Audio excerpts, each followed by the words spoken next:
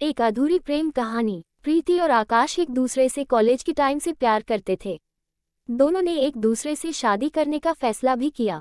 दोनों की मंगनी भी हो चुकी थी और 2 महीने बाद दोनों की शादी होने वाली थी।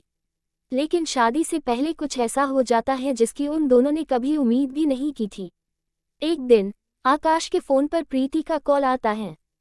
प्रीति हेलो आकाश। आकाश बोलो Preeti. Preeti I miss you Akash. I miss you too Preeti. मुझे भी सुबह से तुम्हारी बहुत याद आ रही है और पता नहीं आज सुबह से ही बहुत घबराहट सी हो रही है मुझे।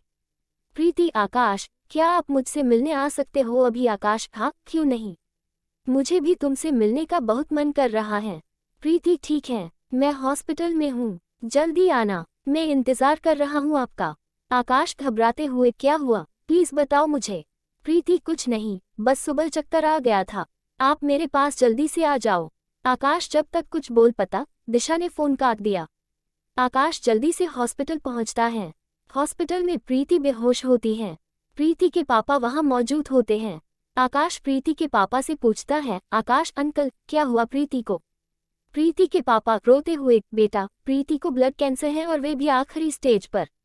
डॉक्टर कह रहे हैं कि उसके पास बहुत कम समय है।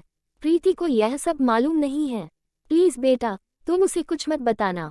प्रीति के पापा की यह सब बातें सुनकर आकाश बहुत लड़खड़ा जाता है। थोड़ी देर के लिए उसके आंखों के आगे अंधेरा छा जाता है। कुछ देर बाद प्रीति को होश आता है और वे अपने पापा से आकाश के बारे में पूछती है। उसके पापा बाहर जाकर आकाश को बुलाता है। आकाश दौड़कर प्रीति के पास जाती है। आकाश प्रीति कैसी हो तुम? प्रीति आप आ गए ना, अब सब कुछ ठीक हो जाएगा। आकाश हाँ सब कुछ ठीक हो जाएगा, लेकिन देखो हमारी शादी को सिर्फ 2 महीने बाकी हैं और तुमने अपनी तबीयत खराब कर ली है, ठीक से खाना खाया करो ना। प्रीति ठीक है आकाश, मैं अब ठीक से खाना खाऊंगी और आपकी हर बात मानूंगी। आकाश रोना चाहता है लेकिन रो नहीं पाता है। आकाश रोते हुए अब तुम जल्दी से ठीक हो जाओ, भगवान करे तुम्हें मेरी भी उम्र लग जाए। यह कहते हुए आकाश प्रीति के सिर को अपने बाहों में रख लेता है।